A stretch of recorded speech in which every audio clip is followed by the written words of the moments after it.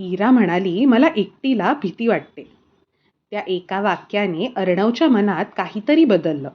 पण त्या फार्म हाऊसच्या रात्री त्यांची फक्त भीतीच नाही, तर दोन हृदयांची धडधडही वाढणार होती. नमस्कार, मी यशश्री. माझ्या मनातले भावरंग या यूट्यूब चॅनलवर तुमचे खूप खूप स्वागत. आज आपण डील ऑफ लव्ह या कथेचा 12वा भाग ऐकणार आहोत. अर्णव मनात म्हणाला, ही मुलगी फक्त कामात चांगली नाही, तर तिच्यात एक वेगळीच ऊर्जा आहे. तिच्या उपस्थितीत माझ्या मनाला एकदम छान, सुंदर, शांत आणि हवंहवंसं वाटतं. इराही मनात म्हणत होती, हे अर्णव सर बहुतेक मला वाटतात तसे नाही आहेत. फणसासारखे आहेत हे. बाहेरून कडक असले तरी आतून अगदी मऊ. त्या शांत क्षणात दोघे काही न बोलता उभे राहिले. वेळ जणू काही थांबला होता. पण त्या थांबलेल्या वेळेतही काही न बोललेले प्रश्न हवेत तरंगत होते. आता पुढे. थोड्या वेळाने अर्णवचे त्याच्या हातातील घड्याळाकडे लक्ष गेले आणि तो म्हणाला, चला मिस इरा, आपल्याला उशीर होईल. अजून 2 तासांचा प्रवास बाकी आहे. गाडी पुन्हा निघाली. रस्त्याने दोघांचे विचारही प्रवास करत राहिले. आता साताऱ्याजवळ ते पोहोचत होते. पण या प्रवासात काहीतरी नवं सुरू झालं होतं. न बोलता येण्यासारखे बंधन किंवा मग एक हलकं आकर्षण. गाडी साताऱ्याच्या वळणदार रस्त्यांनी पुढे जात होती. सकाळचं ऊन आता मवाळ झालं होतं. हवेत एक आल्हाददायक गारवा होता. इराचा डोळा लागलेला पाहून अर्णवने गाड्यांचा आवाज हळूच कमी केला. त्याच्या चेहऱ्यावर एक शांत स्मित उमटलं. त्याने मिरर थोडा तिच्या दिशेने फिरवला आणि तिचा चेहरा न्याहाळू लागला. झोपलेल्या इराचा चेहरा त्या हलक्या प्रकाशात अधिकच नाजूक, शांत दिसत होता. केसांची एक बट तिच्या गालावर आली होती. अर्णवच्या मनात विचार आला, किती सुंदर आहे ही. अचानक माझ्या आयुष्यात आली आणि सगळं काही नव्याने दिसू लागलं. त्याने हळूच हात पुढे केला आणि तिच्या गालावर आलेली ती बट बाजूला करावी असे क्षणभर त्याला वाटले. पण पुढच्या क्षणात तो थांबला. नको, हे बरोबर नाही. ती माझ्या जबाबदारीवर आहे. नको, आपण असं काही करायला. तो पुन्हा गाडी चालवण्यावर लक्ष केंद्रित करतो. रस्त्यांवरची हिरवळ, दूरवर दिसणारे डोंगर आणि त्या शांत वातावरणात फक्त इंजिनचा हलका आवाज. सगळं काही जणू एका कथेत सांगितल्याप्रमाणे भासत होते. थोड्याच वेळात ते त्यांच्या इच्छित स्थळी जाऊन पोहोचले. पण इराला अजूनही गाढझोप लागलेली होती. अर्णव गाडीतून उतरणार इतक्यात तो थांबला. तिच्या थकलेल्या चेहऱ्याकडे पाहून त्याच्या मनात कोमलतेची लाट आली.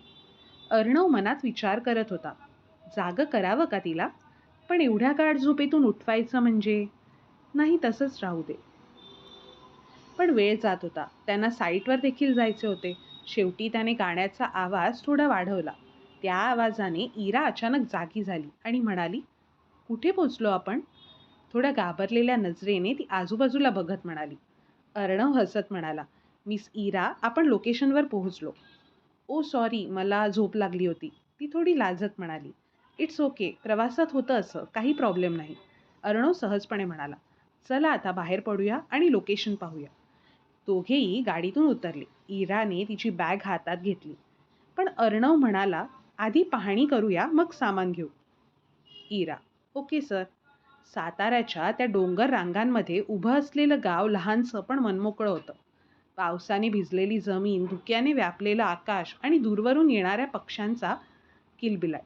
सगळं काही जणू त्यांच्या नव्या प्रवासाचं स्वागत करत होतं.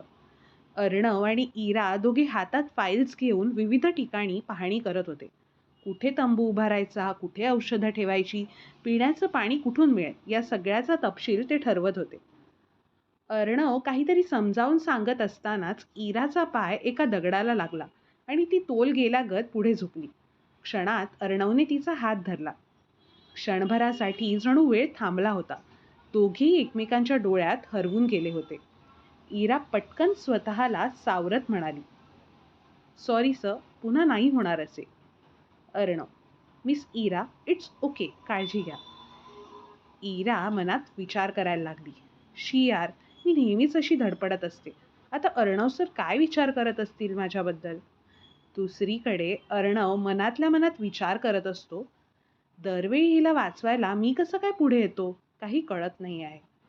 थोड्या वेळाने अर्णव म्हणाला, आजची सर्व पाहणी झाली आहे.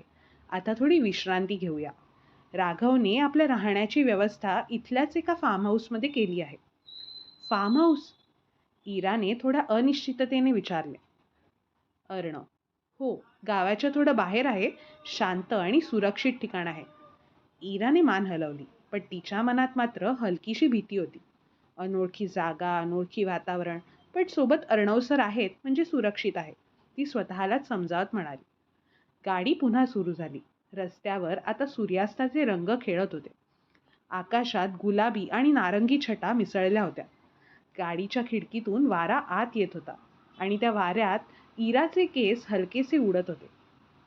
अर्णवची नजर पुन्हा तिच्याकडे गेली, पण यावेळेस देखील त्याने स्वतःला आवरले. थोड्याच वेळात ते एका सुंदर फार्म हाऊस समोर पोहोचले. मोठं गेट, झाडांनी वेढलेला परिसर आणि दूरवरून ऐकू येणाऱ्या पक्ष्यांच्या आवाजाने संध्याकाळ अधिक जिवंत वाटत होती. अर्णव: हेच ते ठिकाण. इरा: सुंदर आहे. इराने सहजपणे म्हटलं. तिच्या आवाजात आनंद होता, पण मनात अजून थोडा संकोचही. राघवने आधीच इथल्या केअरटेकरला सांगून सर्व व्यवस्था केली होती. 2 वेगळ्या रूम्स तयार होत्या. ते पाहून इराला थोडं बरं वाटलं, पण मनात थोडी धास्ती भरली. अशा अनोळखी ठिकाणी एका सबंध खोलीत आपण एकटेच. तेवढ्यात अर्णव म्हणाला, तुम्ही आधी फ्रेश व्हा, मी थोडे कामाचे कॉल्स पूर्ण करून येतो. इराने हसत उत्तर दिले, ठीक आहे सर. इराने तिच्या रूममध्ये जाऊन बॅग उघडली. खिडकीतून बाहेर पाहिलं तर तलावाचं पाणी सूर्यास्ताच्या किरणांनी सोनेरी झालं होतं. ती थोडी शांत झाली आणि विचार करत होती, किती शांत आहे हे सगळं. रात्री मी एवढ्या मोठ्या खोलीत एकटी राहू शकेन ना? त्या दरम्यान अर्णव वरांड्यात उभा राहून फोनवर बोलत होता. वाऱ्याने त्याचे केस उडत होते. तेवढ्यात तिथला केअरटेकर त्याच्यासाठी चहा घेऊन आला आणि म्हणाला, थकला असाल सर, 1 कप चहा घ्या. अर्णव: हो नक्कीच, इरासाठीही ठेव, ती येईलच आता. तेवढ्यात इरा बाहेर आली. तिने तिच्यासाठी ठेवलेला चहा घेतला. दोघे वरांड्यात बसले. वारा मंद वाहत होता. हवेत एक प्रकारचा ओलावा होता. दोघेही शांतपणे आसपासचे वातावरण न्याहाळत होते. अर्णवने शांततेचा भंग करत विचारले, मग कशी वाटली तुम्हाला रूम? इरा: छान आहे, फक्त एक प्रॉब्लेम आहे. अर्णव: तो कोणता? इरा थोड्या हळू आवाजात म्हणाली, ते अशा अनोळखी ठिकाणी मला एवढ्या मोठ्या रूममध्ये एकटं झोपायला भीती वाटते. अर्णव: अच्छा. अर्णवला यावर नक्की काय म्हणावे ते समजले नाही. शेवटी थोडा वेळ विचार करून तो म्हणाला, ठीक आहे, तुम्ही तुमच्या खोलीत झोपा. अगदीच काही भीती वगैरे वाटली तर माझ्या नंबरवर कॉल करा, चालेल? इरा: हो चालेल. इराच्या मनावरचे दडपण सध्या तरी दूर झाले होते, पण रात्री अशा अनोळखी ठिकाणी एकटे रूममध्ये राहायची भीती अजून तरी पूर्णपणे तिच्या मनातून गेली नव्हती.